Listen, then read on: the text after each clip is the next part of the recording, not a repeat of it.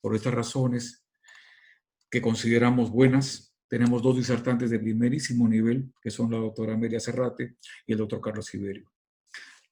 En primer lugar, la doctora Amelia Serrate Ángeles, profesora de la Universidad de San Marcos y médico asistente del Departamento de UVA del Instituto Nacional de Oftalmología, nos hablará de las manifestaciones clínicas oculares. Bienvenida, doctora Serrate. Adelante con su presentación.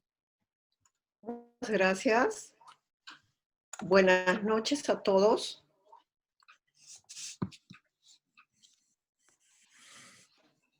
En esta oportunidad quiero agradecer por intermedio de la doctora Campos a la Sociedad de Oftalmología, porque nos está dando oportunidad para ir aprendiendo un poco de esta difícil patología que es la artritis idiopática juvenil. Como ustedes ven, a la derecha podemos ver un paciente secuelas permanentes de este problema producido por la artritis idiopática juvenil. Este es un caso de un niño menor de 5 años que llega con un tiempo de enfermedad indeterminado. Estos pacientes no saben expresar su molestia, no saben pedir auxilio, pero nosotros podemos ver que la visión está muy baja, hay compromiso bilateral, anatómico, a nivel del cristalino y a nivel de la córnea. Y ustedes ven que el ojo está blanco. No hay molestias, no hay un ojo rojo que pueda alertarnos para poder hacer algo por él. Es una enfermedad silenciosa. Y si vamos a la parte de exámenes relacionados con esta enfermedad, tampoco podemos tener mucha ayuda. Evolucionó en forma muy difícil, tórpida, y la agudeza visual final en este niño fue baja. Se sometió a tratamiento, fue muy difícil controlar la inflamación. Hay casos severos a donde potencialmente la visión está alterada y pueden ser pacientes que luego sufran de impedimento visual o de discapacidad adquirida que nosotros podemos mejorar. Pero aclarando conceptos, vamos a ver que por los años 70, en Estados Unidos se le llama artritis reumatoidea juvenil y por Europa se le llamaba artritis crónica juvenil. Esto producía una clasificación muy difícil de entender, tanto que los reumatólogos se reunieron a nivel internacional y quedaron todos en llamarla artritis idiopática juvenil. Artritis porque inflama las articulaciones, idiopática porque no se sabe la causa, y juvenil porque se presenta antes de los 16 años. ¿Y qué debemos decir de esta enfermedad? Que es un problema sistémico, un proceso crónico degenerativo que va a producir discapacidad física y visual. Va a tener uveitis y esto va a producir ceguera. Entonces, si hablamos de ceguera y tenemos dos grupos, el pediátrico y el adulto, la uveitis es más frecuente en adultos, pero la ceguera es al 10%, mientras que en los niños, por ser un problema silencioso, por ser un problema que el niño no pueda expresar su molestia, crónico, recidivante, asociado a una enfermedad sistémica que a veces no la podemos definir, la ceguera se incrementa de 15 al 26%. Pero, ¿qué podemos decir del diagnóstico de la artritis idiopática juvenil? Dijimos en menores de edad, con artritis por lo menos por 6 semanas, un inicio puede ser sistémico o a nivel de articulaciones, poliarticular, más de 5 articulaciones, o puede ser articular, menor igual a 4 articulaciones. ¿Qué debemos buscar? Algunos factores de riesgo que los vamos a ir viendo, como es el sexo femenino, el oligoarticular, el ANA positivo, etc. Entonces, si vemos epidemiología de la artritis idiopática, ¿qué tan frecuente es a nivel mundial y en nuestro medio? Pues no hay estudios pequeños o grandes a donde podamos determinar con iguales cantidades. Los estudios que se encuentran a nivel mundial son de retrospectivos y de grupos muy pequeños. La incidencia la encontramos entre 1 y 20 por 100.000 habitantes y la prevalencia de 8 a 50, a 150, son rangos muy amplios. Y en el Perú, en el Instituto Nacional del Niño, se ha encontrado o se ha reportado 150 a 200 casos por año. En una tesis hecha en la Universidad de San Marcos dicen que la incidencia es de 10 por 100.000 habitantes. Ahora, si vemos este grupo de pacientes con el diagnóstico de artritis idiopática juvenil, ¿cuántos de ellos pueden hacer uveitis? En esto también la estadística es muy amplia. Hay lugares a donde puede ser 2 o menos y hay lugares a donde puede llegar a 30 o 40% de los pacientes. Y de ellos van a ir a la ceguera aproximadamente el 15 al 26%, como ya dijimos. Pero de este grupo, ¿cuáles son los que nos van a producir uveitis? Los del grupo oligoarticular. ANA positivo nos van a producir desde el 80-90% de chicos. El poliarticular va a ser menos, y si es factor reumatoideo negativo, hay que buscar el problema de uveitis. Mientras que el positivo va a ir a producir más daños articulares. Pero también más acá tenemos la entesis o la entesitis, que es la inflamación de las vías óseas donde se va a unir el tejido, sea el tendón o sea la fibra muscular, los tendones. ¿Pero qué produce? Produce una uveitis anterior. Como ven ustedes en esta lámina, la uveitis anterior va a atacar el segmento anterior, el iris, el cuerpo ciliar y la parte anterior del vítreo. Este grupo de uveitis ha determinado el examen del globo ocular mediante la lámpara de hendidura. No se puede hacer un diagnóstico con un oftalmoscopio indirecto o directo. Tiene que ser con lámpara de hendidura y medir el flare o las proteínas que hay en cámara anterior. Pueden ser muy leves, pueden ser muy densas, como en este segundo caso. Y esto nos habla de gravedad. Esto es frecuente en ojos blancos, en ojos ciliosos. Estos pacientes son asintomáticos. ¿Qué pasa en nuestro medio? En el Instituto Nacional de Oftalmología, el año 2013, hicimos un estudio de las uveitis anteriores y como ustedes ven, con un 7% las uveitis idiopáticas juveniles. ¿Y qué pasa alrededor del mundo? Si nosotros vemos a nivel de Estados Unidos, es la primera causa que produce uveitis. Y si vemos las molestias, la manifestación de esta patología, solamente 1/4 de pacientes producen ojo rojo, molestias, etc. El 65% no produce molestias. India, que en 190 niños entre 1 y 18 años seguidos por 3 años, ¿no?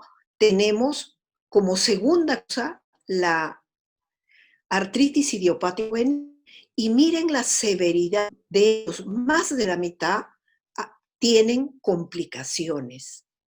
Y vemos en América Latina, Colombia, hace un estudio de 310 casos, aparece como causa de uveitis en el tercer lugar, con un 2%.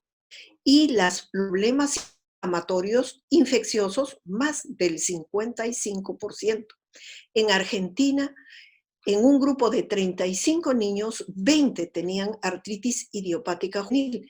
Y vean ustedes que un tercio de los pacientes presentaron molestias.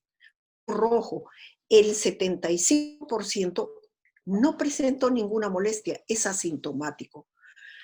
Y las complicaciones vienen también en un tercio de estos pacientes estudiados en Argentina. Entonces, si nosotros tenemos las causas en general de uveitis, vamos a tener que descartar en nuestro medio las infecciosas, las tumorales, y luego iremos a las reumatológicas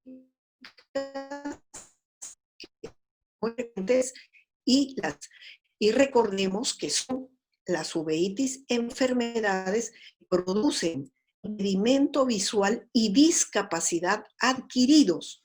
O sea, esto podemos disminuir, podemos evitar en estos niños. ¿Y qué hay de la fisiopatología? Es un desorden lo más autoinmune, hay un polimorfismo alélico, en esta parte hay muchos estudios que están determinando o pretenden determinar quiénes son los más sensibles a producir uveitis. Pero ¿qué pasa cuando hay problema de uveitis? Hay un aumento de la toquina, del factor de necrosis tumoral y de interleuquinas, y ellos van a romper barrera ocular y van a producir liberación de células y proteínas extracelulares en cámara anterior, en el cuerpo del iris y en el cuerpo ciliar. Y ven ustedes que esta inflamación puede producir daño irreparable en el paciente, produciendo daño de las estructuras anatómicas en forma permanente. Observen acá, como reacción a la inflamación vamos a tener la formación de una membrana fibrosa, inclusive vascularizada. Entonces, ¿qué produce la inflamación? Dijimos células y proteínas. Estas van a producir a su vez necrosis y lisis a nivel de los tejidos y de la cápsula anterior del cristalino. Y como reacción orgánica de resolver el daño, hay proliferación de fibrocitos y fibrocitos. Esta membrana va luego a vascularizarse, haciendo una complicación permanente. Este es un caso de una niña actualmente de 16 años, presentó uveitis hace 4 años y llegó al servicio con un tiempo de enfermedad de 6 meses. Fue catalogada como oligoarticular ANA positivo.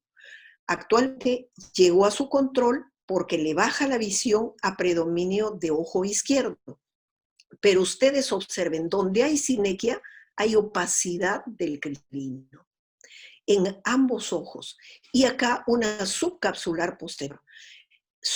Complicaciones producidas por la inflamación, el uso de corticoides, etc. Entonces, tenemos que manejar nuestros pacientes para evitar estas complicaciones. ¿Y qué podemos decir del diagnóstico? El diagnóstico es eminentemente por el cuadro clínico y hay que descartar los problemas infecciosos y los problemas tumorales. No existe una prueba específica que nos hable de esta patología. Por ello, vamos a pedir pruebas generales que nos muestren si hay actividad o que descarten las infecciones y otros temas y relacionadas con el cual estamos pensando.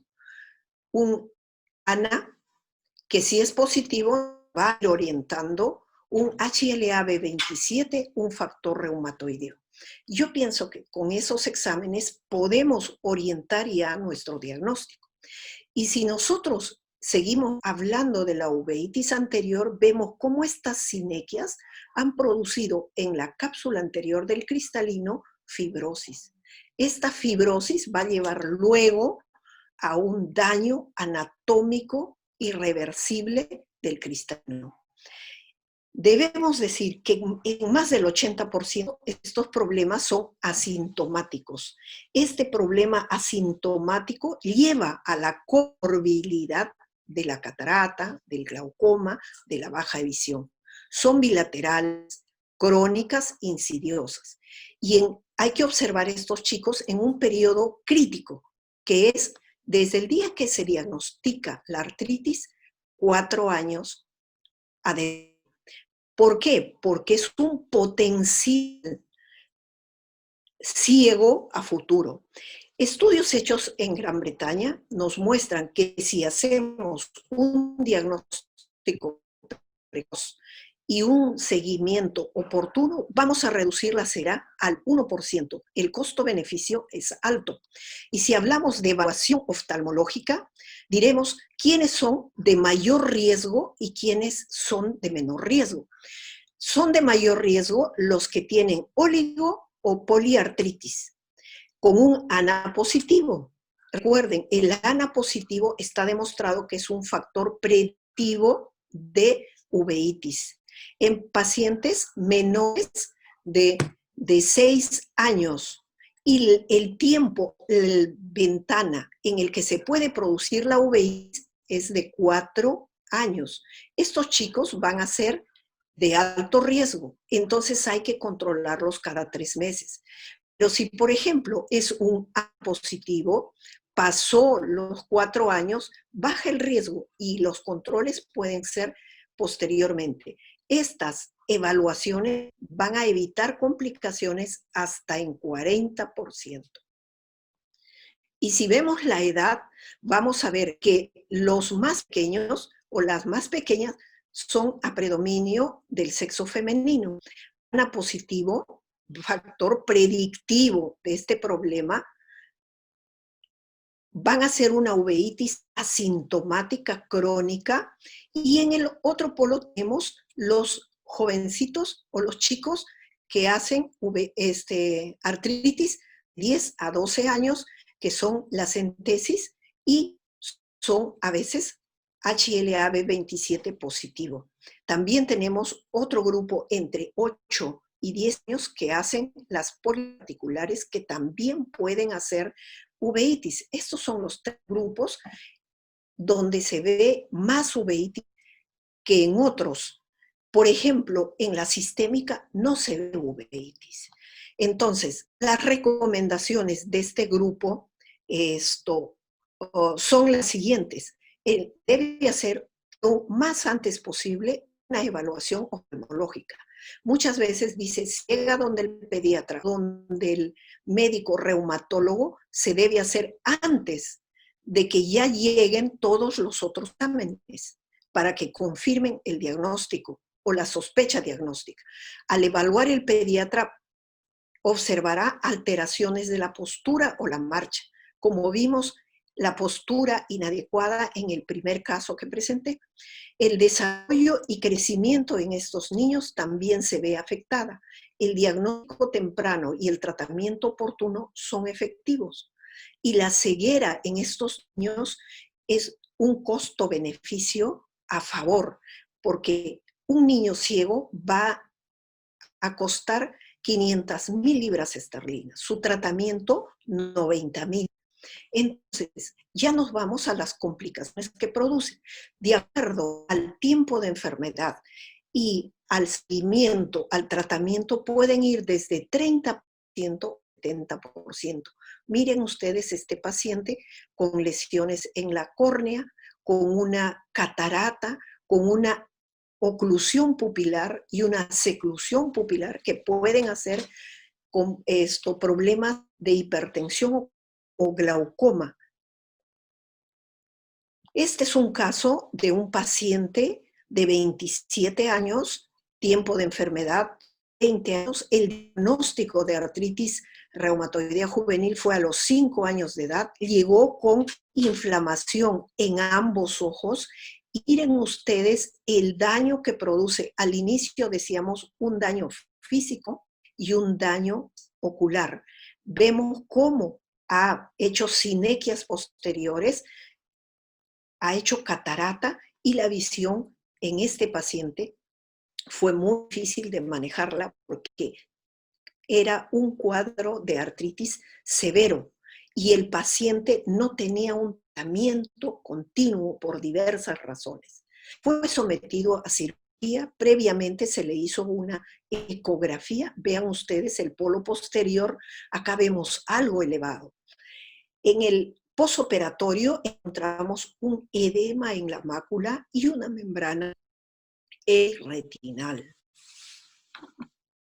En el seguimiento, a los 6 meses después de la cirugía, observamos la disminución del edema macular, pero la persistencia de la membrana epirretinal. Este es un caso de una jovencita de 22 años, inició su enfermedad a los 8 años de edad y fue examinada por el oftalmólogo 2 años después de iniciada la enfermedad. Tenemos con ella un seguimiento de 22 años, fue catalogada como oligoarticular ANA positivo, y vean ustedes las complicaciones: sinequias posteriores, catarata y una queratopatía en banda, en el lado nasal y el temporal. En el primer ojo, en el derecho, NPL, no percepción luminosa, un ojo hitónico. En el segundo ojo, este tipo de complicaciones. Fue sometida a tratamiento con metotrexate y al hacer recaídas migró al micofenolato. Este tratamiento lo hacemos con el reumatólogo. Solo el oftalmólogo no lo puede hacer. Y el seguimiento va a ser mucho mejor. Si hablamos de las complicaciones, tenemos, como ya estábamos mencionando, catarata, hipertensión ocular, queratopatía en banda, sinequias y, lo hemos visto, edema macular y membrana epirretinal. Este es un tratamiento en Estados Unidos. Ven ustedes catarata, glaucoma, sinequias posteriores, etc. Son las mismas complicaciones que vemos. ¿Qué pasa en México? Acá hay 2 estudios a donde muestran que el 5.2% de los niños llegaron con complicaciones: sinequias, queratopatía en banda, cataratas y maculopatía. Entonces, si nosotros hacemos un diagnóstico precoz y un tratamiento adecuado, esto podremos mejorarlo. Las complicaciones son la comorbilidad de la enfermedad ocular silenciosa que lleva a la ceguera. Y si hablamos de solucionar, mejorar este problema, hablaremos del tratamiento. Nosotros tenemos que poner una meta de inflamación 0. ¿Qué cosa pasa con nuestros pacientes? Muchas veces son diagnosticados en forma. Entonces, debemos evitar un retraso del tratamiento, un tratamiento insuficiente, un tratamiento intermitente. Muchas veces, solo cuando hay recaída, el padre o los tutores vienen con el niño. Simplemente hay un abandono del tratamiento. Tenemos que observar siempre a la lámpara de Neura, ver si hay inflamación. Dijimos, nuestra meta es inflamación 0 en estos chicos, porque no hacerlo nos va a llevar a comorbilidad de sinequias y catarata. Ya lo vimos. En la parte de tratamiento, les traigo este algoritmo porque me ayudó mucho en la práctica. La parte de tratamiento la vamos a ver con el doctor Silverio en la siguiente exposición. Quiero decirles solamente que esto me ayudó mucho, las uveitis anteriores. Si tienen severidad y complicaciones, hay que tratar de forma sistémica y regional. Si esto persiste por 6 a 12 semanas, tenemos que agregar una droga como el metotrexato o la azatioprina. Si va bien, observaremos al paciente, pero en el 40% de los chicos se observa que no hay control de la inflamación y tenemos que migrar a otras drogas biológicas. Seguiremos observando en estos casos severos a donde no hay buena respuesta. Si no hay buena respuesta, tenemos que ir a una terapia de rescate. Esto lo hacemos de mano con los reumatólogos, porque es un tratamiento difícil y sistémico.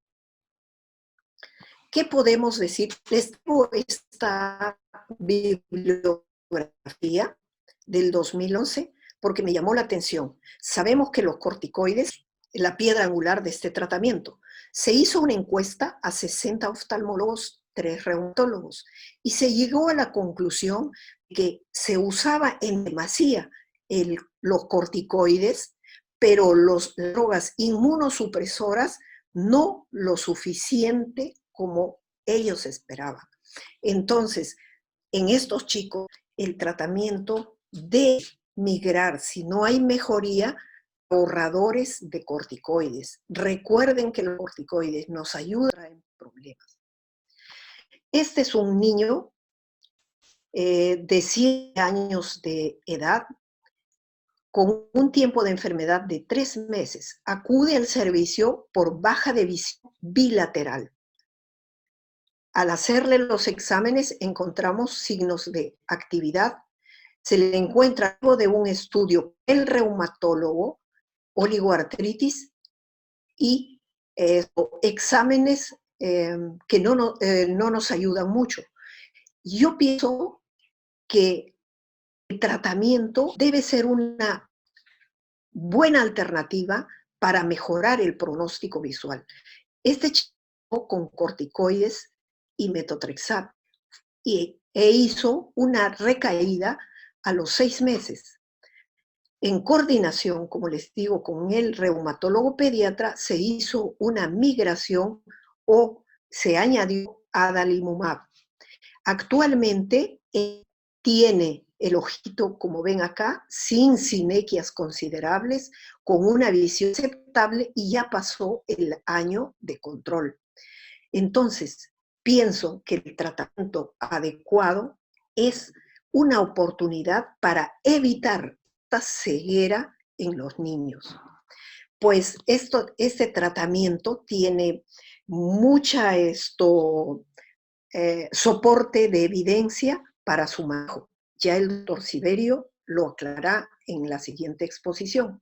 Pero ¿qué pasa con nuestros pacientes que requieren cirugía? Pues la cirugía es un reto. Miren ustedes la sinequia. Acá hay un niño operado con queratopatía en banda. Otro paciente que luego de la cirugía hizo una complicación. Yo pienso que debemos observar a nuestros pacientes. Esto más depende no de una buena técnica quirúrgica, porque los cirujanos son buenos, pero más depende de la severidad del cuadro de artritis con que se desarrolle. Este es otro paciente a donde sí hubieron sinequias, pero como ustedes pueden ver, la agudeza visual está mejor. Entonces, siempre me hice la pregunta, ¿debe implantar lente intraocular? ¿Sí o no? Y para consuelo mío, pues encontré una bibliografía y se las traigo. Este es un autor que nos recomienda o nos desaconseja el uso de lentes intraoculares. ¿En quiénes? Como les decía, en chicos que tienen uveitis severa. Niños muy pequeños con uveitis activa a pesar del tratamiento. chicos que tienen ojos con hipotonía, rubiosis, uveitis que la causa no está bien determinada, o pacientes a donde hay complicaciones por la inflamación y por el lente intraocular, el primer ojo.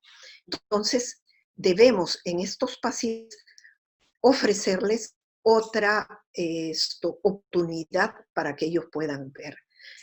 Yo he visto pacientes donde se les ha hecho 3 a 4 cirugías y han quedado ciegos, afáquicos, luego de retirar el lente intraocular. Entonces, tenemos que evaluar mucho a nuestros pacientes. Pero finalmente, ¿qué nos llevamos a casa? Nos podríamos llevar que artritis idiopática juvenil y asociada a uveitis, pues es una patología que produce comorbilidad que se llama ceguera.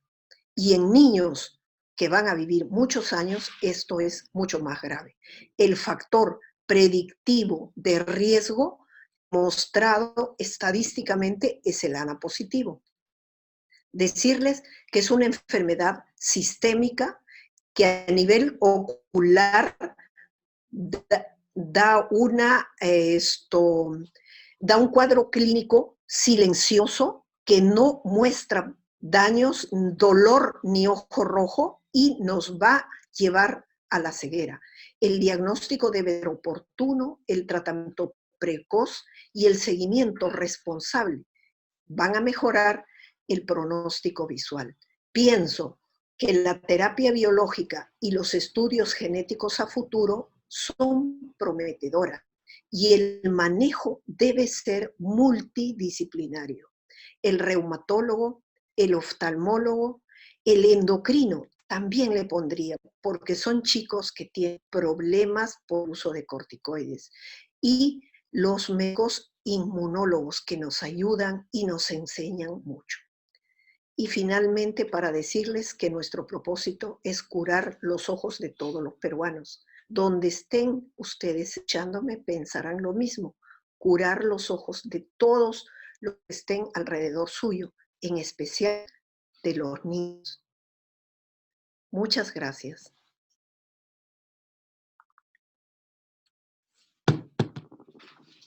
Muchas gracias, doctora Serrate, por su excelente presentación. Y este es un buen momento para ver las preguntas que la doctora Serrate ha preparado para el auditorio.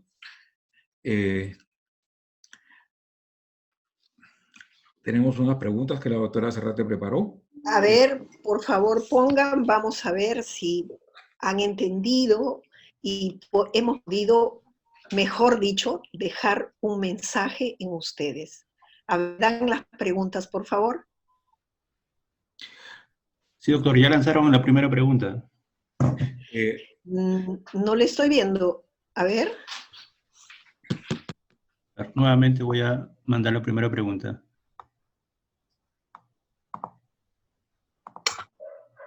Ahí está la primera pregunta. Invitamos al auditorio a contestar la pregunta de la doctora Serrate. Son 3 preguntas que nos ha preparado ella. Ramiro, ¿la puedes leer? Porque no la estoy viendo en mi máquina. Sí, con mucho gusto, doctora. Creo que lamentablemente otra vez ya se nos fue la imagen de la pregunta. Señor Escobar, ¿la podrá poner una vez más, por favor? Voy a relanzar. A ver si la puedo ver, te la comento. Ya, la voy a leer. Adelante, doctora. ¿Hasta cuánto tiempo es aceptable tratar de controlar la uveitis anterior un niño solo en un mes, en 2 meses? Me parece que no es mi pregunta. Esto solo debe con ser gotas, pregunta decía solo con gotas. Sí. ¿Esta es la pregunta del doctor Siberio, quizás? Sí, Sí. me parece que es del doctor Siberio. Sí. Bueno. Sí, ese es mi cuestionario. Sí. A ver, póngame las preguntas. Tenemos 2 grupos de preguntas, los de la doctora Serrate y los del doctor Siberio. Estas parecen ser las del doctor Siberio. Correcto. La primera es, ¿cuál es la nomenclatura actual de artritis en pediatría? ¿Esa? Eso. Correcto, Exactamente, esa es la pregunta de la doctora Serrate. correcto, ya la envié. Ya, a ver, ¿cuál es la nomenclatura actual de la artritis en pediatría? Artritis reumatoidea crónica, artritis idiopática juvenil, enfermedad de Still, artritis sistémica, todas las anteriores. Pueden ustedes marcar.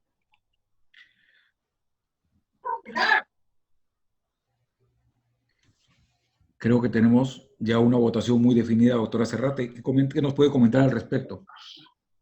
A ver, no veo la votación. Se la leo yo. Tenemos Manda por favor la respuesta. un 92% de los participantes dicen que la nomenclatura actual es artritis idiopática juvenil. Perfecto. La segunda pregunta quedó muy claro para no tener confusión. Más que todo, vemos la clasificación. Y todos hablamos un solo idioma, inclusive para hacer estudios es muy difícil cuando diferente grupo tiene otra clasificación, tiene otra definición. Veamos la segunda pregunta. Claro, yo pienso que muy bien. La siguiente pregunta. Señor Escobar, la segunda pregunta de la doctora Serrate, por favor. Ahí va. Las características clínicas, diga usted lo falso. Es frecuente en niñas oligoarticular ANA positivo. Segunda opción, asintomáticas, uveitis fría y no granulomatosa. Compromiso bilateral, sinequias posteriores. Se presenta a cualquier edad. Diga usted lo falso.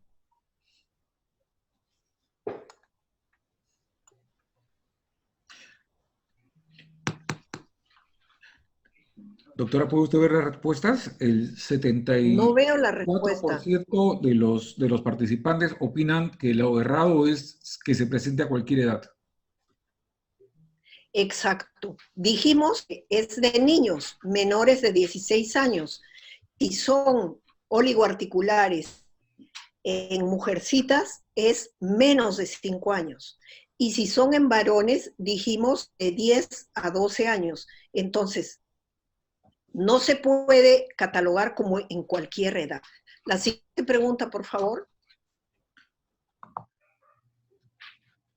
Muy buena la respuesta.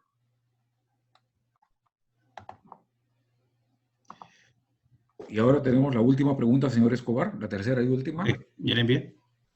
¿Cuál es el factor predictivo de riesgo para desarrollar uveitis asociado a artritis idiopática juvenil? HLA-DRB 1113, velocidad de sedimentación elevada, PCR elevado, ANA positivo, anti-CCP y factor reumatoideo. Doctora, más del 90% de los participantes han votado por ANA positivo. Perfecto. De todos los... dijimos que al inicio de la conferencia podíamos ver los oligoarticulares,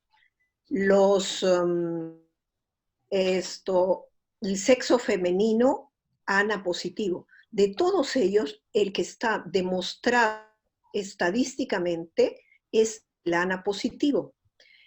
Entonces, yo pienso que si nosotros buscamos este examen en nuestros pacientes, vamos a ir descubriendo que tienen mayor riesgo de presentar uveitis. Muy bien. Gracias, doctor Ramiro. ¿Podría dar pase al doctor Siberio, por favor? Por supuesto que sí. Ahora tenemos el gusto de presentar al doctor Carlos Siberio Llosa. Él es ex médico asistente del departamento de UVIA del Instituto Nacional de Oftalmología y actualmente se encuentra dedicado a la práctica privada en la prestigiosa clínica oftálmica. Él disertará sobre el manejo y pronóstico de la enfermedad ocular. Adelante, doctor Carlos Siberio.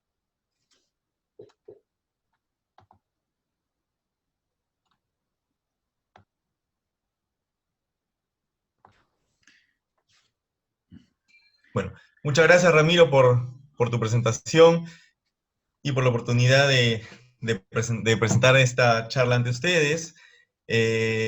Vamos a hablar ahora sobre el tratamiento de la uveitis asociada a artritis idiopática juvenil. Permítanme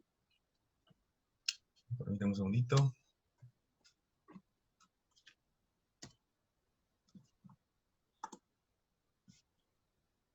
Logró recaudar $2.790 millones, más de 60 naciones participantes. Lo que les voy a exponer está basado en este artículo que salió publicado en junio del año pasado en el Arthritis Care and Research, que es un artículo hecho en conjunto por oftalmólogos y reumatólogos para ponerse de acuerdo en cuáles son las mejores prácticas para el tratamiento de los niños o de los pacientes con uveitis secundaria a artritis idiopática juvenil, ¿no? Entonces, estas son unas guías para el screening, ¿no? El monitoreo y el tratamiento de esta artritis. Es un consenso entre ellos, todos son expertos en esta enfermedad, y esto nos dice ya, desde ya, como decía la doctora Serrate, la importancia que tiene en el manejo de estos pacientes el trabajo conjunto de reumatólogos y oftalmólogos. Es indispensable que trabajen juntos en el tratamiento de esta enfermedad. Primero porque los reumatólogos, que son los que ven generalmente primero a estos pacientes, tienen que derivar al oftalmólogo al paciente a ver si tiene uveitis, ¿no? Y el oftalmólogo lo tiene que contrarreferir al reumatólogo para que lo ayude con el tratamiento, porque muchas veces estos pacientes necesitan tratamiento sistémico, como veremos más adelante. Entonces, eso es lo primero que hay que recalcar, que es un tratamiento conjunto. En este artículo vamos a empezar hablando un poquito sobre lo que es el screening, las recomendaciones para el screening o el chequeo, para ver si hay uveitis anterior crónica en los pacientes con artritis idiopática juvenil. Aquellos que tienen factores de riesgo de hacer uveitis crónica, así no tengan uveitis, tienen que hacerse un chequeo oftalmológico cada 3 meses, ¿no? Si nos deriva el reumatólogo a un paciente con factores de riesgo, cada 3 meses tenemos que verlo, así el paciente no tenga síntomas, porque como bien dijo la doctora Serrate, estos pacientes son asintomáticos, ni siquiera se les pone el ojo rojo. Y cuando ya el paciente, cuando los padres se dan cuenta es porque ya está muy complicado el ojito. Por eso es importante el chequeo periódico. ¿Qué pacientes son aquellos que tienen riesgo de hacer uveitis crónica? Ya lo dijo la doctora, pacientes con oligoartritis, que son la gran mayoría, también pacientes con poliartritis, factor reumatoide negativo, artritis psoriática o artritis indiferenciada, pero que a la vez tienen que tener ANA positivo, y también tienen que tener una edad de inicio de la artritis menor de 7 años, ¿no? Pacientes que inician su artritis a una edad de 8 años o más tienen un riesgo leve a moderado nada más de hacer uveitis. Igualmente, si la duración de la artritis es menor de 4 años, es otra de las condiciones para considerar como de riesgo alto a estos pacientes, ¿no? Pacientes que ya tienen una artritis juvenil de 5, 6, 7 años y no han hecho uveitis hasta ahora tienen menos riesgo de hacerla. La pueden hacer, pero no hay que estarlo viendo cada 3 meses. Entonces, este es un primer cuadro que sería bueno tener todos nosotros claro. Les recomiendo que se bajen este artículo que les comenté al comienzo, porque esto está en internet y es de libre acceso, entonces, y es del año pasado, es muy, muy actual y muy útil. Luego, todos los demás tipos de artritis, o sea que no cumplen con todos estos criterios de riesgo, deben verse también cada 6 a 12 meses, así no tengan síntomas, porque igual pueden desarrollar esta uveitis, pero en menor frecuencia. Ya cuando vemos al paciente que tiene uveitis, el tratamiento de primera línea van a ser los corticoides tópicos. Dentro de ellos, el preferido es el acetato de prednisolona. Primero, porque es potente. Segundo, porque comparado con la dexametasona u otros corticoides potentes, no sube tanto la presión. La puede subir, obviamente la sube con el tiempo, pero menos que la dexametasona. Y además tiene muy buena penetración a la cámara anterior. Por eso es el fármaco de elección. Hay que acordarse que este producto hay que agitarlo bien, porque es una suspensión antes de ponérselo al paciente. Al inicio hay que aplicarlo con frecuencia, según la intensidad de la inflamación. Si el ojo está muy inflamado o tiene hipopión, hay que ponerle la gota cada hora, a veces hasta cada media hora, y hasta que ya la uveitis se controle completamente, ¿no? Cuando decimos completamente, como decía la doctora Serrate, es hasta que hayan 0 células, prácticamente 0 células, porque si hay pocas células, esa uveitis, en este caso, no se puede considerar controlada, porque si dejamos que hayan, aunque sean pocas células, en el largo plazo van a traer complicaciones. Mientras usamos estos corticoides tópicos, hay que controlar a los niños máximo cada 2 semanas. Como sabemos, pueden hacer sobre todo hipertensión ocular. Los niños hacen hipertensión ocular secundaria a corticoides con más frecuencia que los adultos. Por eso es importantísimo controlar la presión regularmente y seguido. Una vez que ya logramos controlar la inflamación por completo, ¿no? Empezamos recién a reducir la dosis de la aplicación progresivamente, ¿no? Semana tras semana podemos ir bajando de cada hora a cada 2 horas, la siguiente semana cada 3 horas, lo vemos a la semana o las 2 semanas, y así vamos bajando lentamente, ¿no? Y progresivamente. Viendo siempre al niño, mientras bajamos la frecuencia, cada vez que bajamos la frecuencia hay que verlo después de 1 o 2 semanas para ver si no se ha reactivado la uveitis, porque eso puede pasar. Y no es raro que pase eso.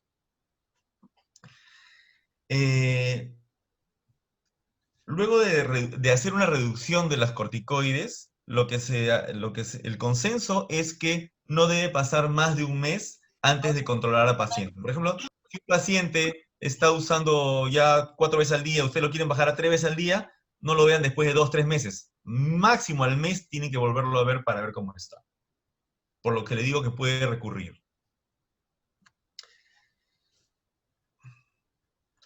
Por supuesto que durante este seguimiento hay que evitar la recurrencia, como les digo, el aumento de la presión y tener mucho cuidado con las cataratas.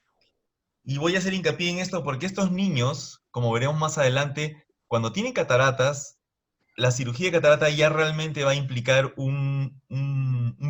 la catarata en sí y la cirugía de catarata en sí va a implicar una disminución de la calidad de vida de estos niños importante. Y hay que evitar las cataratas haciendo todo lo posible para que no aparezcan. Entonces, si ustedes ven a un niño con cataratas y hace un cuadro de uveitis nuevo, pues no van a estar con corticoides mucho tiempo, van a ir ya a otra terapia para que esa catarata no aumente, ¿de acuerdo? Entonces eso también va a definir un poquito cuánto tiempo nosotros podemos esperar hasta que este tratamiento tópico funcione.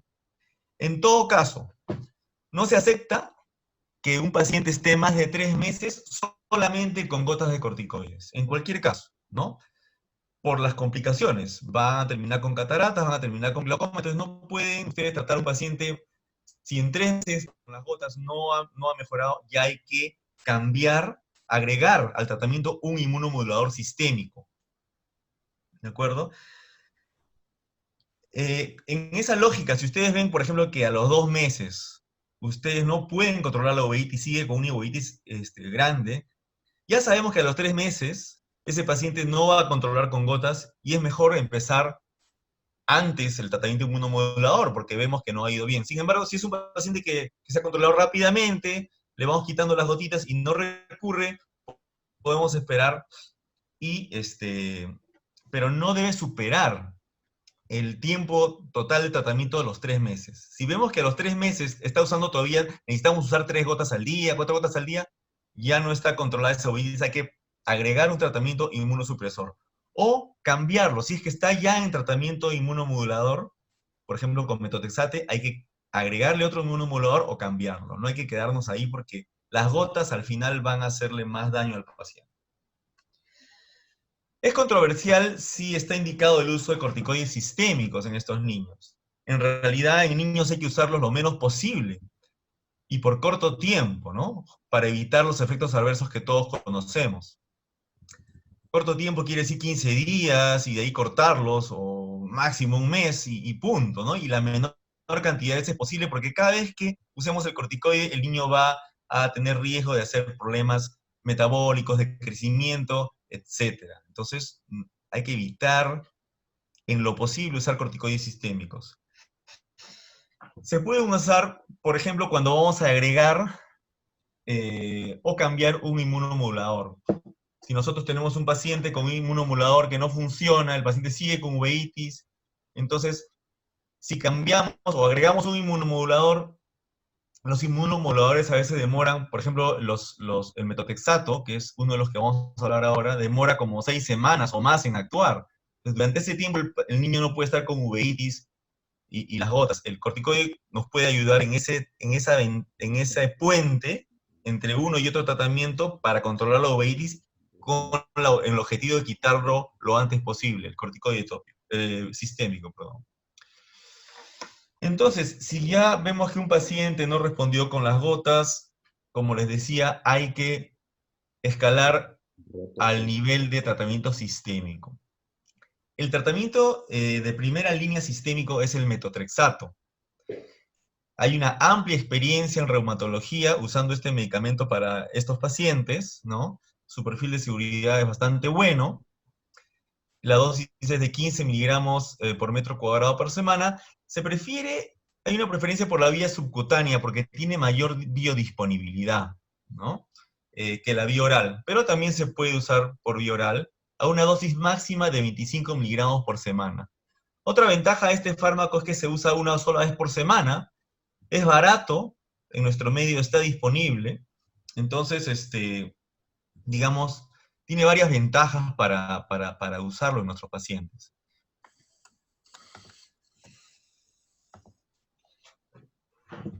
Si no funciona el metotrexato, ya tenemos que escalar un nivel más en cuanto a potencia, ¿no?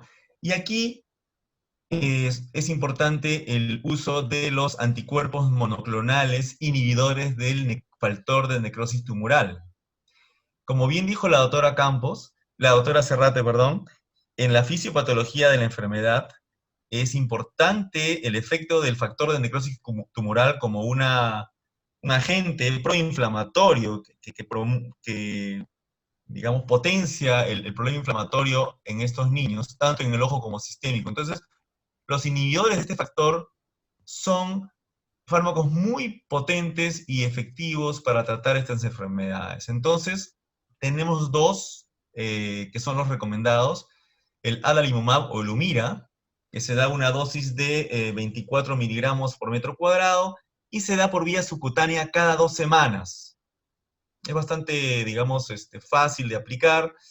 Todo esto, por supuesto, tiene que ser de la mano con el reumatólogo, ¿no? O sea, una vez que ya nosotros pasamos a tratamiento sistémico, sí o sí, todas estas dosis y el monitoreo de los efectos adversos tiene que ser hecho en conjunto con el reumatólogo, ¿no? Entonces, el Humira es la primera opción, incluso la FDA es el único anti-TNF aprobado para el tratamiento de la uveitis, ¿no? Y el otro que es un poco más antiguo, pero también es efectivo, es el infliximab, que es endovenoso. Es un poquito más complejo de usar, pero igual es efectivo. Se da una dosis inicial de 6 miligramos por kilo endovenoso, a las 2 semanas se pone otra dosis de 3 a 10 miligramos por kilo, y luego se repite la dosis endovenosa entre cada 4 a 8 semanas, según la respuesta. En uveitis severa, si nos llega un paciente con una uveitis severa, ya con complicaciones que amenacen la visión, llámense cataratas, glaucoma, ya no podemos estar empezando con gotas y esperando a ver si funciona o no funciona. Ese paciente necesita un manejo y un tratamiento rápido. No podemos estar tratando de ver cómo funcionan las gotitas y después de 1 o 2 meses, porque ese paciente va a empeorar su catarata, va a empezar a bajar su visión o va a empeorar su glaucoma.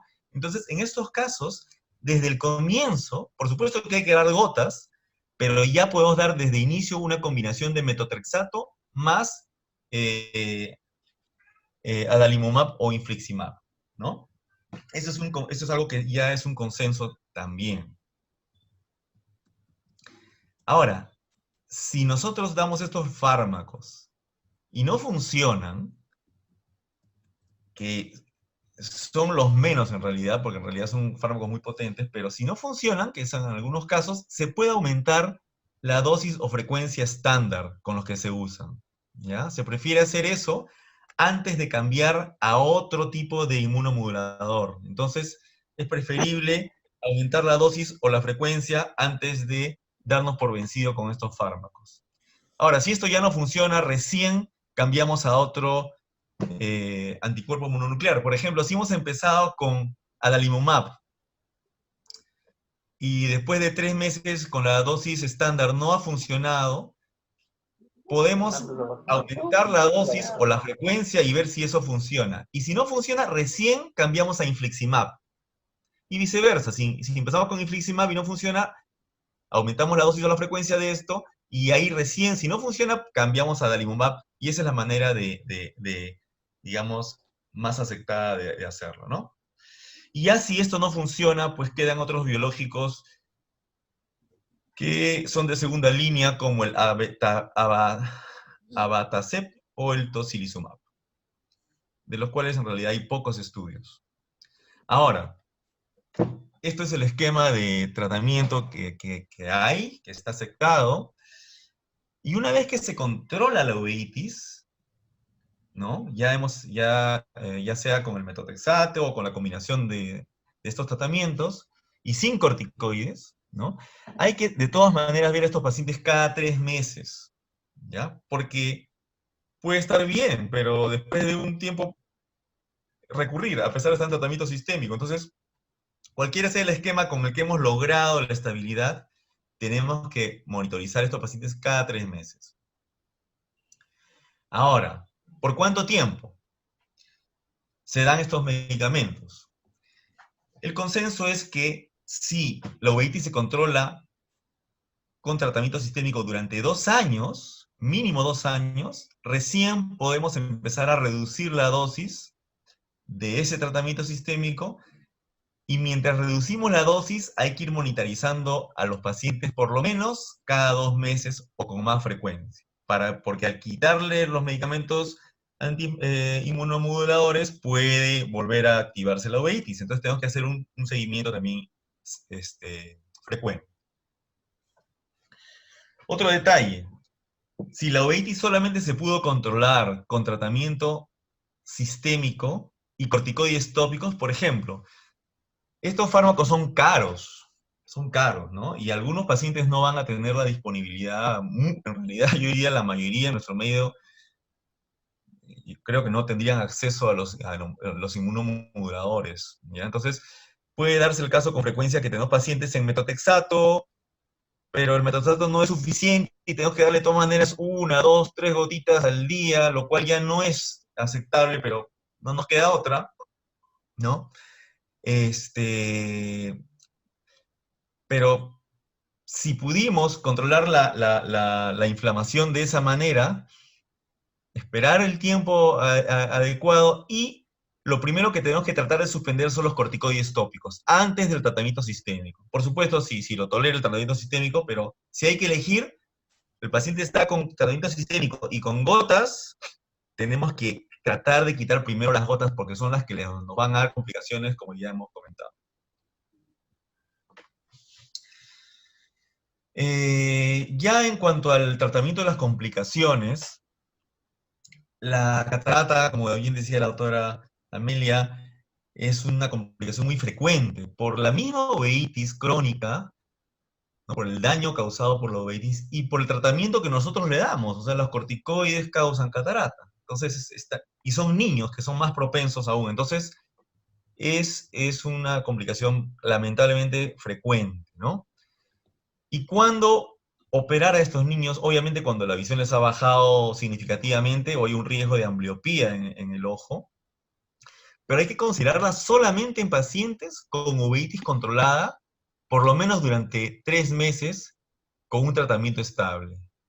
O sea, no pueden operar a un paciente que está 3 meses tranquilo, pero con gotas cada 6 horas, cada 5 horas, porque eso va a ser eso va a ser un desastre seguro, ¿no? Tiene que ser un paciente con una terapia estable, ya idealmente sin gotas de corticoides, solamente con tratamiento sistémico, y estar 3 meses tranquilo el ojo para recién poder nosotros hacer una cirugía con relativa seguridad. Cuando vamos a operar a estos pacientes, como en cualquier paciente con uveitis o con antecedente de uveitis, hay que dar un tratamiento intensivo con corticoides sistémicos y tópicos en los días previos y posteriores a la cirugía. O sea, así no, o sea, hemos visto que el paciente no tiene que tener uveitis activa para operarlo. Pero aún así hay que darle corticoides sistémicos y tópicos un par de días antes y después de la cirugía, el tiempo que sea necesario para controlar la inflamación postoperatoria, que es lo que a estos pacientes los va a complicar, si es que es muy intensa. Y otro tema interesante en estos pacientes es si colocar o no lente intraocular. En realidad, como les decía antes, nuestros pacientes muchas veces no se pueden controlar en el largo plazo adecuadamente o no acceden a los fármacos que necesitan, o los padres no son responsables, o son de provincias y no vienen a sus controles. Entonces, de preferencia no colocar lente intraocular, salvo que haya razonable certeza de que la uveitis se va a poder seguir controlando adecuadamente en el largo plazo. O sea, si nosotros vemos que es un paciente que está bien con su inmunomodulador y ya lo estamos siguiendo bastante tiempo, son cumplidos, tienen las posibilidades, nosotros vemos que vamos a poder controlar en el largo plazo a este paciente y no se nos va a perder, podríamos considerar implantar un lente intraocular. Pero si es un paciente que vemos que hay un riesgo que no se controle adecuadamente, mejor es dejarlo afáquico. Es mucho mejor porque si no, si el paciente se le pone un lente intraocular, este lente intraocular va a ser una especie de esqueleto o de armazón para desarrollar alrededor una capa de fibrina, como se ve en este caso, que rápidamente le va a bajar la visión al paciente. Luego esta fibrina se convierte en fibrosis, se vasculariza y se extiende hacia el cuerpo ciliar. Miren cómo quedó este ojo, tiene su lente intraocular, pero no le sirve de nada, porque este ojo ya, el lente se ha envuelto en una capa de fibrosis, y esto se extiende hasta el cuerpo ciliar, se contrae, lo desprende y el ojo entra en hipotonía y en tisis. Entonces, realmente es mucho mejor dejar afáquico al paciente cuando no tenemos la seguridad de que se va a poder seguir en el largo plazo. El otro problema frecuente en estos pacientes es el glaucoma. Nuevamente por la misma uveitis, el daño que se produce por la uveitis y por las gotas de corticoides. Estos casos muchas veces tienen que ir a cirugía. La que mejor resulta es el implante de válvula sobre la trabeculectomía. Tiene mejor pronóstico a largo plazo.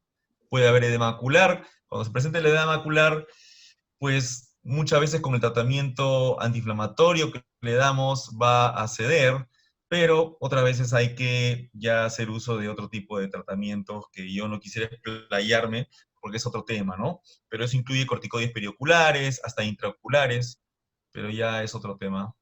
Otra complicación frecuente en los niños, y esto es propio de uveitis en niños, es la queratopatía en banda, ¿no? Que son depósitos de calcio a nivel de la membrana de Bowman, y esto se produce porque hay un cambio en el pH del humor acuoso en pacientes con uveitis crónica, y no se sabe por qué, pero en niños esto se produce con más frecuencia, ¿no?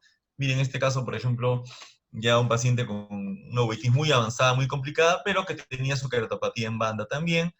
En estos casos se puede limpiar este calcio usando EDTA, ¿no?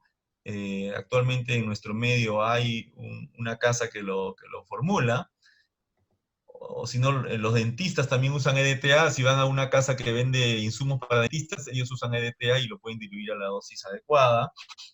En este caso, por ejemplo, hicimos esta quelación, ¿no? Se remoja la córnea con el EDTA y luego se raspa con una hoja de bisturí.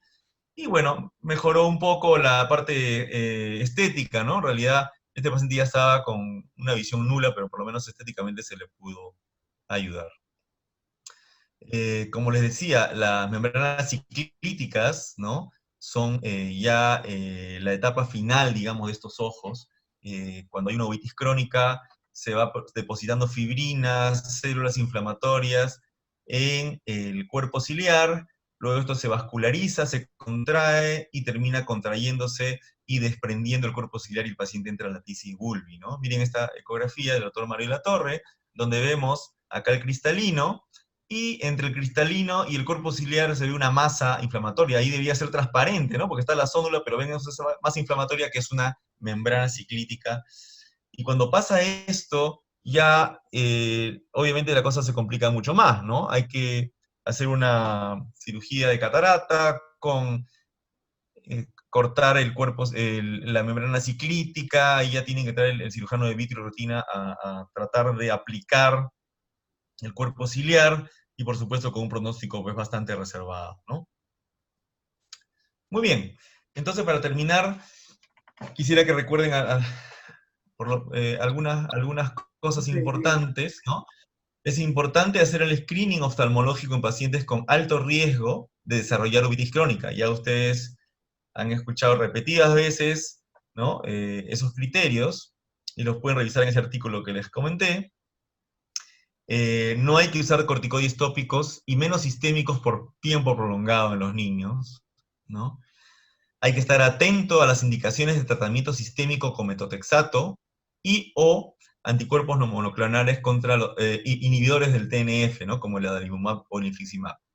Básicamente, cuando el tratamiento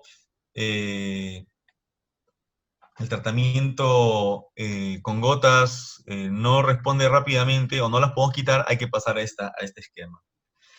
Y en cirugía de catarata secundaria uveitis, no hay que colocar el lente intraocular, salvo que haya razonables garantías de control de la uveitis en el largo plazo. Muy bien, muchas gracias. Ahora vamos a hacer las preguntas, las preguntas respectivas, Ramiro. Sí, señor Escobar, por Después favor, vamos con la van a primera ser pregunta. publicadas las notas de todos los asistentes, creo, ¿no? Sí, tenemos una gran cantidad de preguntas y aportes del auditorio, pero lo vamos a dejar para dentro de un par de minutos, porque primero vamos a proceder a tomar el examen, para lo cual esperamos que nos pongan muy pronto la primera pregunta Tengo la del primera. doctor Severio. Son solo 3 preguntas.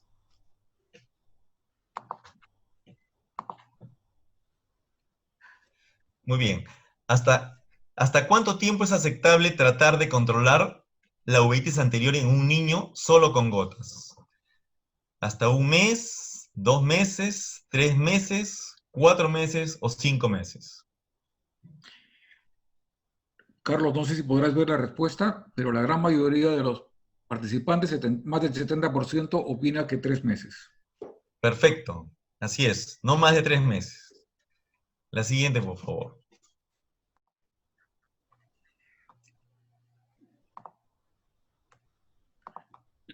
La siguiente pregunta, por favor, señor Escobar. Ahí va.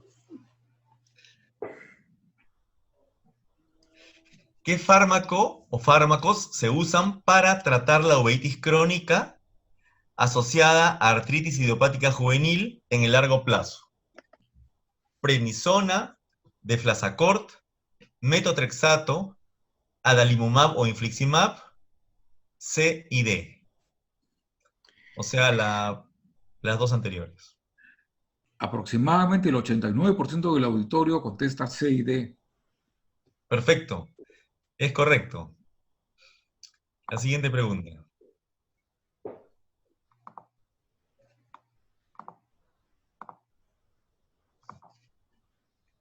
Ok.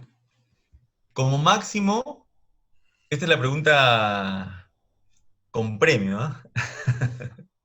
Como máximo, ¿cada cuánto tiempo hay que realizar un examen oftalmológico a un niño de 8 años que comenzó con oligoartritis por artritis idiopática juvenil hace 2 años? Es ANA positivo y no tiene uveitis.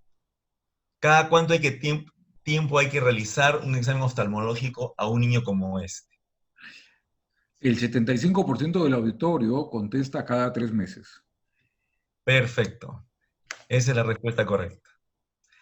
Muy bien, muchas gracias por su atención y Ahora por... vamos a pasar a leer las muchas preguntas con las que el auditorio está ayudándonos a exponer el tema. El doctor Gabriel Espinosa pregunta si es que la dieta, por ejemplo, disminuir los ácidos grasos saturados, disminuir el gluten o disminuir el sodio, pueden tener algún efecto favorable en estos pacientes.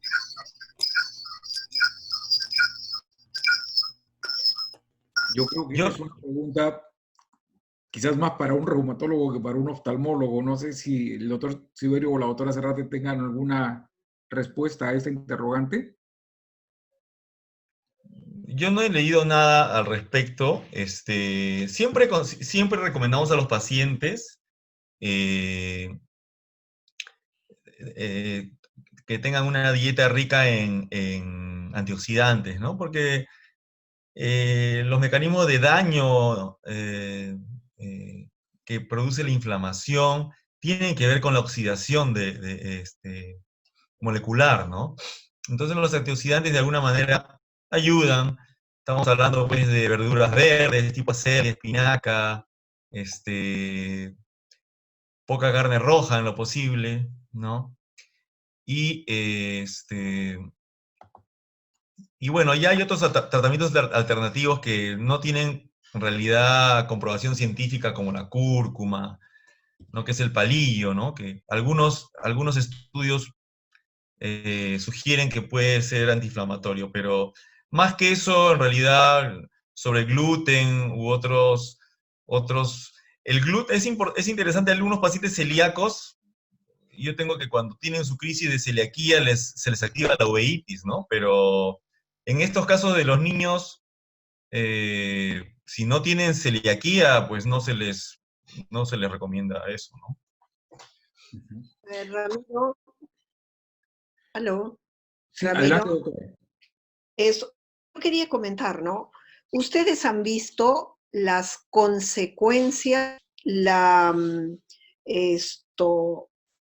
comorbilidad que trae esta enfermedad.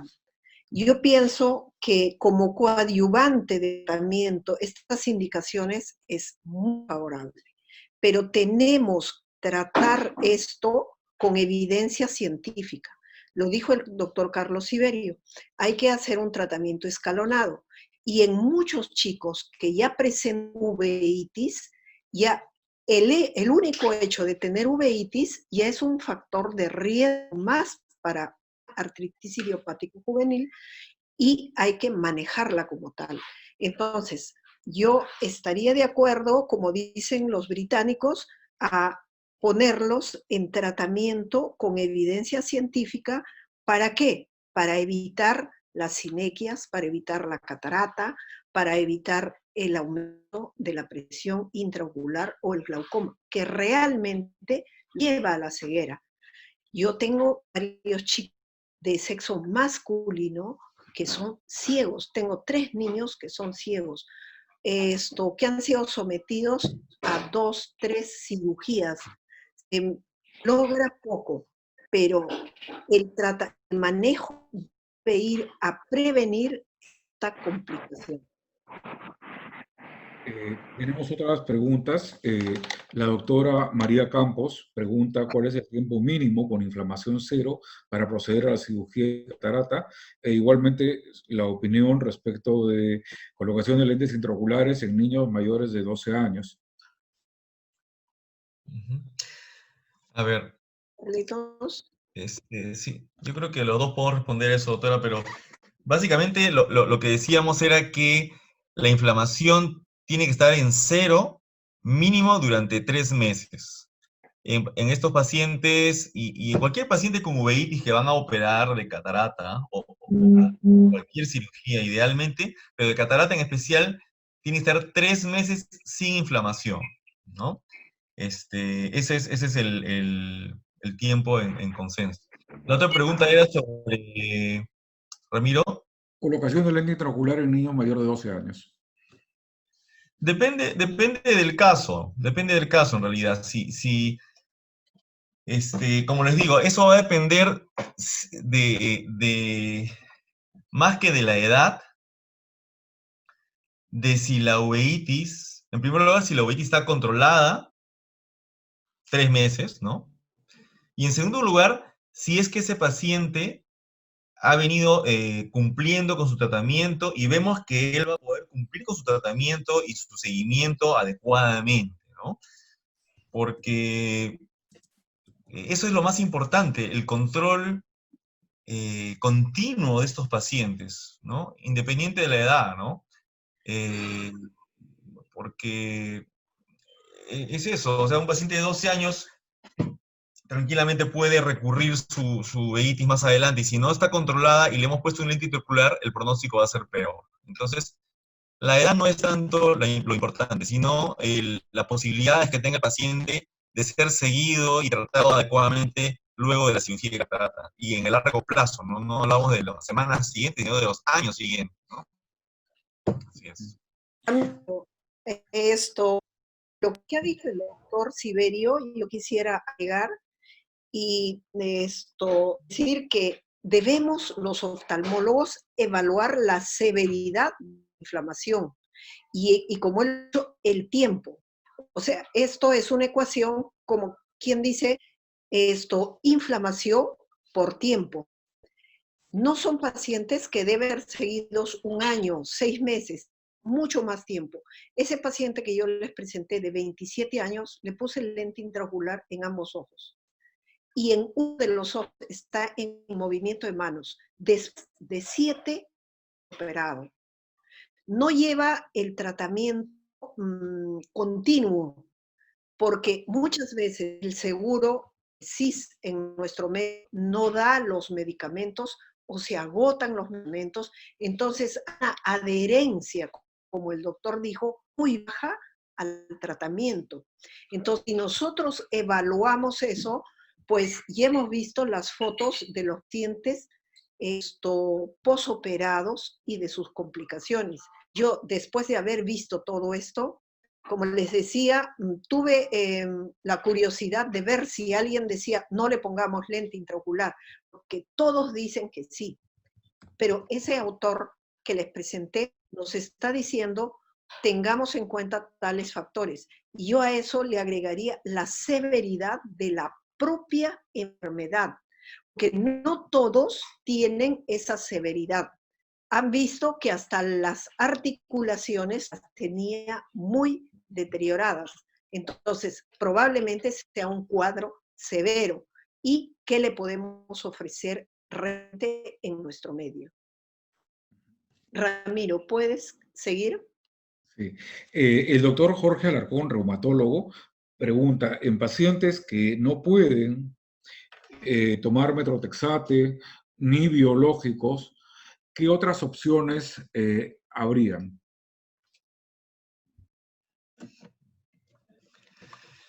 Bueno, realmente muy pocas, ¿no? Porque no podemos... Perdón, complemento la pregunta con otra que habla de micofenolato. ¿Alguna otra opción entre los inmunomoduladores clásicos, digamos? Sí, en realidad los antimetabolitos, llámese metotrexato, azatioprina, micofenolato, actúan por mecanismos parecidos, ¿no?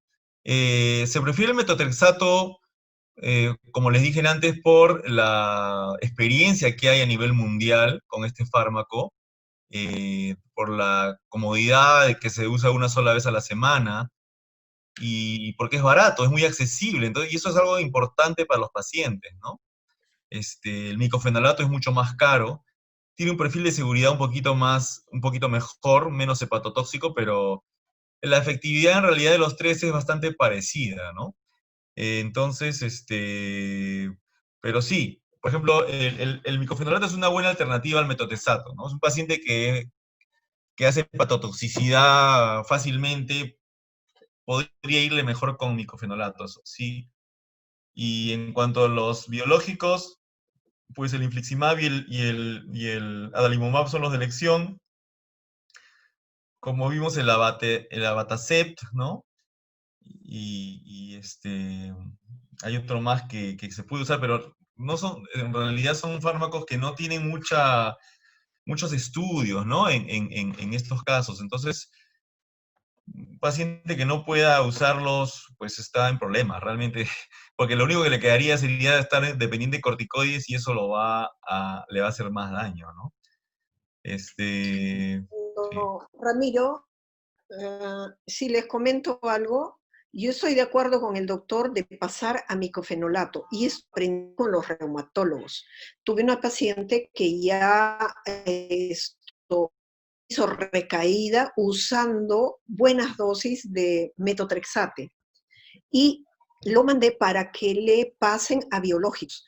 Inclusive los biológicos son más caros que el micofenolato. Y fue sugerencia del reumatólogo pasarlo a micofenolato. Y con mucho entusiasmo observamos que la uveitis se dio. Entonces, yo pienso que en nuestro medio, micofenolato, por disponibilidad, por las bondades que tienen, como dice el doctor Silverio, porque cuesta mucho menos que el biológico, podría ser una buena alternativa. Ramiro, ¿puedes seguir?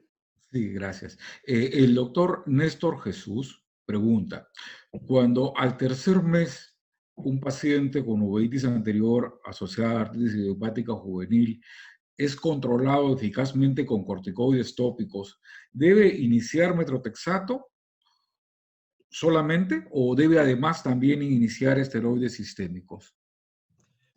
¿Puedes repetir la pregunta, por favor, Ramiro? Sí, cuando al tercer mes un paciente controle eficazmente la inflamación únicamente con corticoides tópicos, ¿debería iniciar el metotrexato únicamente o también darle en adición esteroides sistémicos? Si es que ha controlado la uveitis. Exactamente, eso es lo que pregunta. No, si es que ha controlado la uveitis, lo que hay que hacer es irle quitando los corticoides tópicos, ¿no? Y ver cómo va. Porque, como les decía, no puede estar el paciente más de 3 meses con corticoides tópicos. Entonces, digamos, hay que irlos quitando, ¿no? Irlos quitando de manera tal que no esté más de 3 meses con el corticoide tópico, ¿no? Si es que reducimos los corticoides tópicos y el paciente recurre, entonces tenemos que pasar ya al metotrexato, ¿no? Entonces, no sé si eso responde a la pregunta, o sea... Creo que la pregunta es, yo asumo, si recurre, le darías los corticoides sistémicos y ya dejarías los tópicos o los bajarías notoriamente, asumo, ¿no? Pero Ya, sí, correcto. Sí, sí, por ejemplo, si tiene un paciente que usted le dan corticoides tópicos, ¿no? Y no se controla, ¿no? Lo vamos a pasar a metotrexato, ¿verdad? O a metotrexato más infliximab si es que es una uveitis muy severa y complicada, ¿no? Pero en el interín, si lo pasamos a metotrexato nomás, por ejemplo, el metotrexato demora 6 semanas en actuar, hasta 8 semanas para llegar a tener un efecto terapéutico.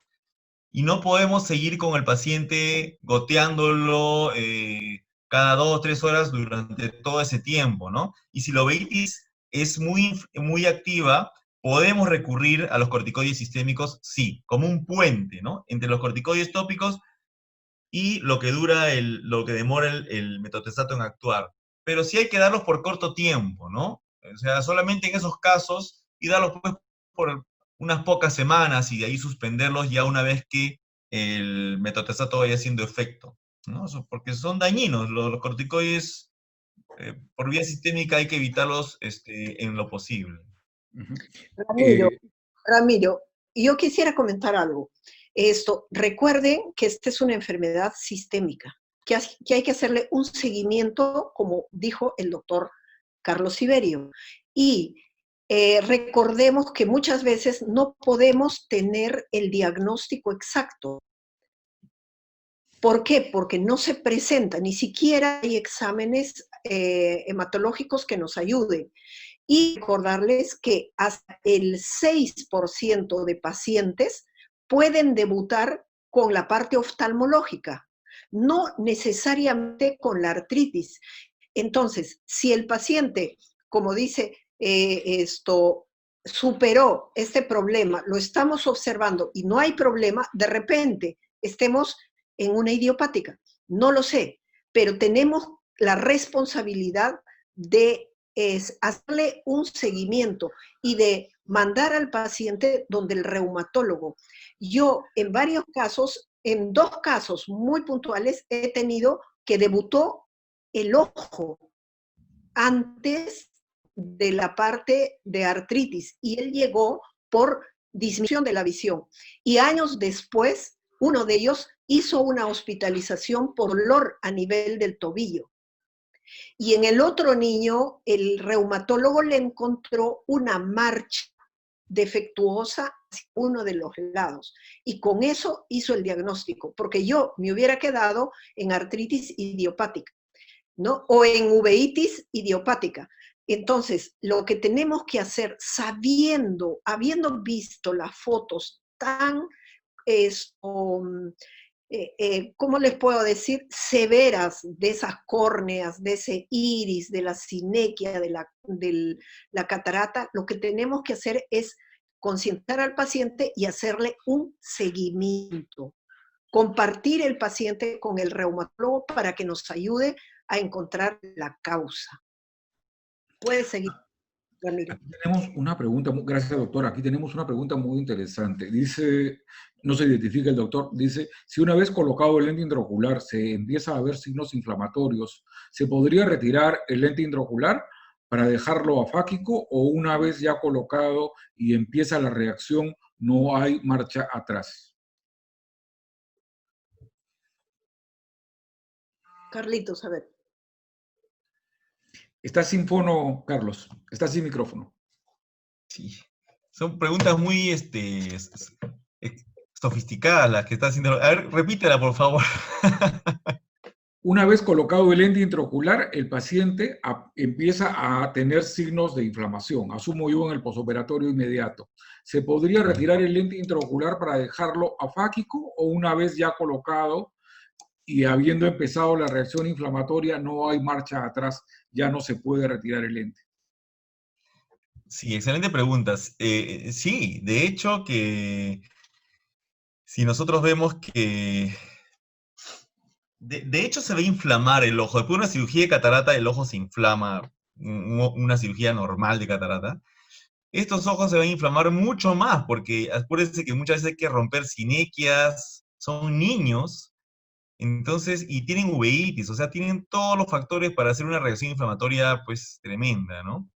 Esto se tiene que prevenir, como les digo, es importantísimo que el paciente esté tranquilo, que el ojo esté sin nada de células, por lo menos 3 meses, y aún así hay que darles corticoides antes y después de la operación.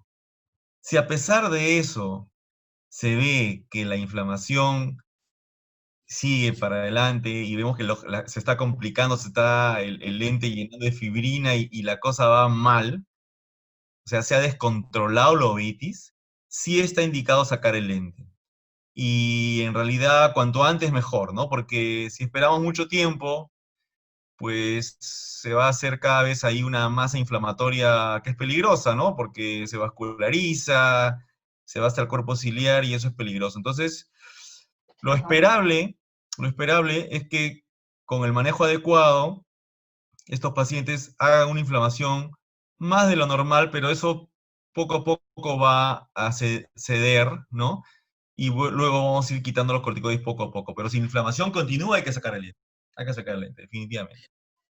En el auditorio está presente el doctor Dino Nateri y él pregunta, si operan de cataratas a un niño, ¿recomiendan capsulotomía y vitrectomía posterior?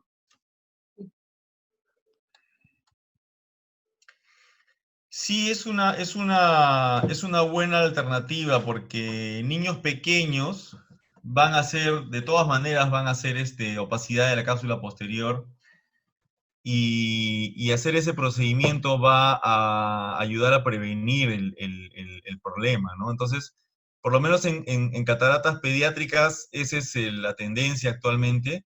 Y en uveitis también es lógico usarla. No hay estudios realmente, ensayos clínicos que hayan demostrado que se debe hacer así, pero en realidad sí, en un niño chiquito, que sabemos que no va a colaborar para examinarlo, para hacer un jack láser, etcétera, mejor sería hacer una capsulorhexis posterior y una vitrectomía limitada, ¿no? No sé qué opina la doctora Serrate. Mira, yo pienso que en niños muy pequeños es mejor no poner lente intraocular, porque la evolución en una parte de los controles, Carlos mencionó, cuanto menos edad tienen los pacientes, es más severo el cuadro. A diferencia de los chicos que presentan a los 8, 10 años la enfermedad, muchas veces esto les va mucho mejor, la enfermedad es menos severa. Ahora, en cuanto a retirar el lente intraocular, sí. Y una vez que tú retiras, te corres el riesgo de hacer desprendimiento de retina y tienes que entrar por siguiente para resolver el desprendimiento de retina. Yo he tenido un paciente ojo único con membrana ciclítica, ojo hipotónico. Se llegó a la conclusión de que había que operarlo, se le operó. El chico estuvo más o menos 6 meses viendo con un lente de afáquico y luego hizo un desprendimiento de retina. Se volvió a operar, quedó la retina aplicada, pero la visión quedó bien baja. Entonces, en algún momento la doctora Campos decía, no, yo prefiero un chico con afaquia, pero que vea un 20/70, que tenga una visión aceptable, a tener un chico con lente intraocular y que me haga más complicaciones. Por eso yo les sugiero ver un paso adelante y ver qué severidad tiene el cuadro sistémico. ¿Qué edad de inicio tiene? Y esto y llegamos a la conclusión de no ponerle el lente, yo les sugeriría en nuestro medio, no en los británicos, en nuestro medio, por la baja adhesividad al tratamiento, dejarlos afáquicos. Muchas gracias, doctora. El tiempo comienza a quedarnos corto y vamos a tratar de responder brevemente las preguntas que puedan haber. Pregunta el doctor Jorge Alarcón, opinión acerca de los pulsos de metilprednisolona por 3 días en pacientes con uveitis anterior asociada a artritis idiopática juvenil. Carlos. Qué gusto, Jorge Mario, que estés acompañándonos. Un saludo. Gracias, muy bien escogido el tema. Felicitaciones a ti y a la doctora Serrate. Tenía esa inquietud respecto a los pulsos, porque veo que hay bastante preocupación a los efectos adversos del corticoide, ¿no? ¿Hasta cuánto tiempo darlo? Y son niños. Los pulsos de metilprednisolona tienen menos efectos adversos, se dan por 3 días, y se puede elegir una dosis intermedia también. Eso permitiría apagar el incendio y que ya luego continúa la prednisona por vía oral de repente a una menor dosis o por menos tiempo, ¿no? Es un aporte que los reumatólogos podemos hacer y manejar en conjunto estos casos, ¿no? Claro que sí. Muchas Mire, gracias. Yo digo que cuando se trabaja con los reumatólogos se aprende, y ahorita estamos aprendiendo a manejar. Yo estoy de acuerdo, algún paciente en el hospital Loaiza lo manejaron con pulsos y me pareció exagerado, pero la respuesta fue muchísimo mejor. Y gracias, doctor, por su aporte.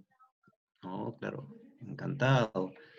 Por ahí también hubo una pregunta que hablaba efectos secundarios de los biológicos, ¿no? Voy a hacerlo breve nomás.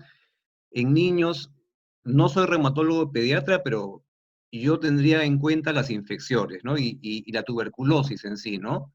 Hacer siempre el screening de TBC latente y ir con mucho cuidado, ¿no? Es como efecto adverso, Ese es, haberla descartado del todo, ¿no? sí, gracias por ese comentario, Jorge Mario, porque efectivamente no hemos hablado de los efectos adversos. En realidad, si bien tiene un perfil de seguridad bastante bueno estos fármacos, sobre todo el metotrexato, ¿no? Pero los biológicos sí pueden aumentar las infecciones y a veces pueden ser graves, ¿no? Neumonías. E incluso hay reportes de un leve aumento de la incidencia de cáncer, ¿no? Entonces, Sí. y aún en niños, ¿no? Es poquito, pero sí aumenta la incidencia y eso hay que, bueno, y esa es una conversación que generalmente la tienen ustedes con los pacientes, ¿no? Pero sí es Sí, pues. importante conocerlo, ¿no? Ahora que comentan lo de las infecciones, estamos en la época de la pandemia del COVID y la Sociedad Peruana de Oftalmología ha sacado una guía de procedimientos para manejar pacientes oftalmológicos. Y hay una parte a donde se recomienda, si es que está en tratamiento inmunosupresor, tener mucho más cuidado porque es una persona propensa. No exponerse a donde hay esto del virus. Por otro lado, si hay algún indicio de infección, suspender el tratamiento y hacer saber al médico tratante que tiene este tratamiento especial, ¿no? Entonces, son drogas que hay que manejarlas en nuestro medio con mucho control, diría yo, más que tenerles miedo, porque muchos creen que pues el corticoide es lo más fácil, lo mejor, lo esto, pero siempre les digo a los alumnos que el corticoide produce efectos indeseables en el 100% de los pacientes. En cambio, los inmunosupresores y los biológicos producen efectos deseables, pero en menor porcentaje estadísticamente. Entonces es cuestión de manejar nuestro seguimiento y tener al corticoide como un ayudante efectivo, como que es el gol estándar que nos va a apagar el incendio, pero para continuar el tratamiento ya hay que cambiar, como yo les ponía, a los ahorradores de corticoides. Me gusta ese término porque como que nos da la idea que debemos parar los corticoides o disminuir para ayudarnos con otras drogas. Así es. Creo que nos queda una última pregunta que el doctor Francis Paredes pregunta al doctor Siberio cómo se prepara el EDTA.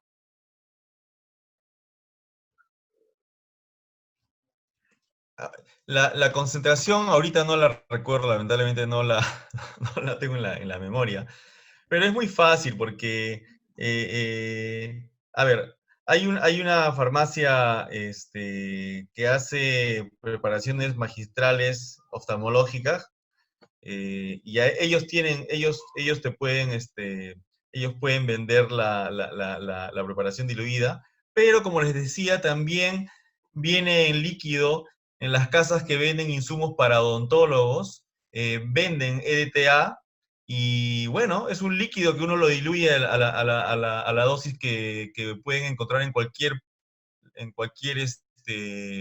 literatura al respecto. y eso se aplica en la córnea, ¿no? Se anestesia obviamente al paciente con anestesia tópica, con su blefarostato, y luego se instila la gotita, se deja unos minutos ahí actuar, o lo puede uno pasar también con una microesponja, ¿no?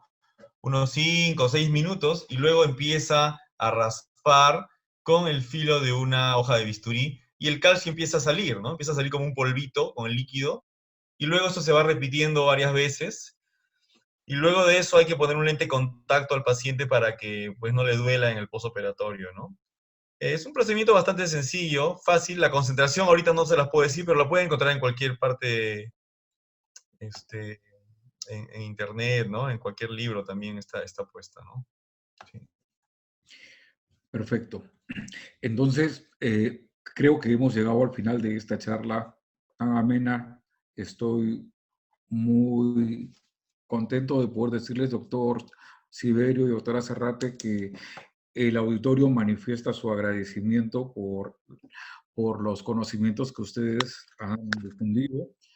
Quisiera también decir que estamos absolutamente complacidos con la presencia de los reumatólogos en esta charla y creemos que su aporte es para nosotros no solo consistente, sino vital.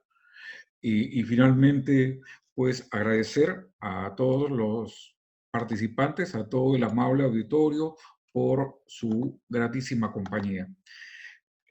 Estamos agradecidos una vez más y con el permiso de las autoridades presentes debemos decir que esta simpática reunión ha concluido. Muchísimas gracias.